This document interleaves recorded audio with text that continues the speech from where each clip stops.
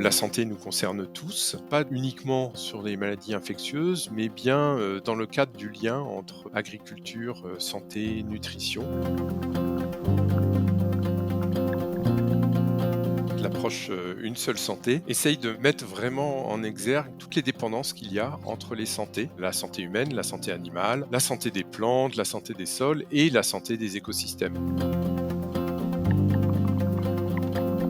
La pandémie a mis en évidence que pour les maladies infectieuses, il était absolument essentiel de comprendre cette relation entre santé humaine, santé animale et santé de l'environnement. Un autre exemple, ce sont les maladies vectorielles. Ces vecteurs eux-mêmes sont très sensibles aux modifications de l'environnement, au changement climatique en particulier. Donc c'est extrêmement important de comprendre l'effet du climat sur la présence du vecteur et sur la transmission entre un homme et un animal, par exemple. Mais le One Health, c'est pas que les maladies infectieuses. Le changement climatique, les changements globaux, la perte de biodiversité sont des problématiques qu'il faut aborder avec une approche Une seule santé.